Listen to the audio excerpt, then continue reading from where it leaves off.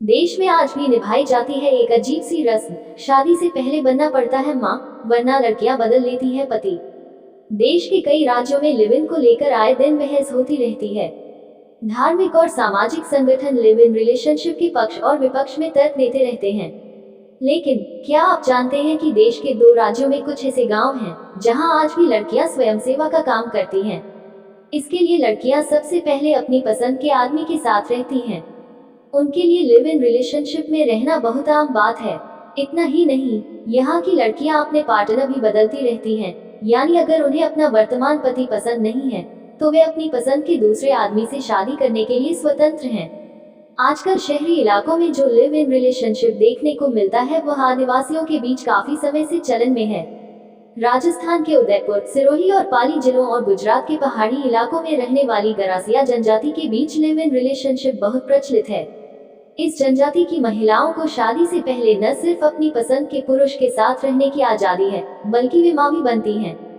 फिर भी अगर इन्हें अपना पार्टनर पसंद नहीं आता तो ये अपनी पसंद के दूसरे आदमी से शादी कर लेते हैं। इससे उन्हें अपनी पसंद के अनुसार सही जीवन साथी चुनने में मदद मिलती है। लिव इन रिलेशनशिप में रहने के बाद भी शादी का कोई दबाव नहीं रहता। साफ है कि गरासिया जनजाति में महिलाओं को अपनी पसंद का पुरुष साथी चुनने का पूरा अधिकार है। वहीं इस जनजाति में शादी का कार्यक्रम 2 दिनों तक चलता है। इसमें युवक युवतियां इकट्ठा होते हैं और अपनी पसंद के किसी व्यक्ति के साथ रहना शुरू कर देते हैं। फिर वे बिना शादी किए एक जोड़े के रूप में एक दूसरे के साथ रह सकते हैं। इसके बाद जब वह गांव लौटता है तो उसके माता पिता उसकी शादी बड़ी धूमधाम से करते हैं। हालांकि उन पर शादी का कोई दबाव नहीं है, वे चाहे तो अविवाहित रहकर भी साथ रह सकते हैं। गरासिया जनजाति में लिव इन रिलेशनशिप की शुरुआत कैसे हुई? कहा जाता है कि एक समय गरासिया जनजाति के 4 भाई थे जो दूसरे शहरों में रहने चले गए। फिर इनमें से 3 भाइयों की शादी भारत के आम हिंदू परिवारों में प्रचलित रीति रिवाजों के अनुसार हुई। वहीं एक भाई बिना शादी के ही एक लड़की के साथ लिव इन रिलेशनशिप में रहने लगा। हुआ कुछ यूं कि 3 भाइयों की कोई संतान नहीं थी। वहीं लिव इन में रह रहे चौथे भाई को एक बच्चा हुआ। माना जाता है कि तभी से गरासिया जनजाति में लिव इन की प्रथा शुरू हुई। शादी का पूरा खर्च लड़के के परिवार ने उठाया। गरासिया जनजाति में महिलाओं को पुरुषों की तुलना में काफी ऊंचा दर्जा प्राप्त है। इस जनजाति में दहेज उत्पीड़न के कोई मामले नहीं हैं। शादी की तैयारियां दूल्हा दुल्हन मिलकर करते हैं, लेकिन पूरा खर्च लड़के का परिवार ही उठाता है। इसलिए शादी की रस्म लड़के के घर पर ही होती है।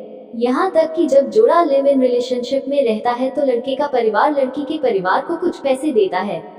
ये जनजाति खेती पर निर्भर है, लेकिन अब इसके कुछ लोग नौकरी और मजदूरी के लिए दूसरे शहरों में जाने लगे हैं। दापा परंपरा क्या है, जिसके तहत विवाह मेला आयोजित किया जाता है? दापा परंपरा के तहत गरासिया जनजाति में 2 दिवसीय विवाह मेले का आयोजन किया जाता है। यहाँ से महिलाएं अपनी पसंद का पुरुष चुनती हैं और उसके साथ भाग जाती हैं। फिर वापस आकर लिव इन रिलेशनशिप में रहने लगते हैं।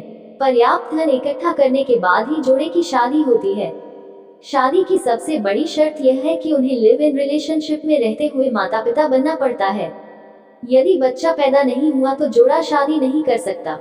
दोनों अलग हो जाते हैं और महिला दूसरे पुरुष की तलाश करती है। आपको हमारा वीडियो अच्छा लगा हो तो वीडियो को लाइक करें, चैनल को सब्सक्राइब करें और वीडियो को अपने दोस्तों के साथ शेयर करें। धन्यवाद। Thank you for watching.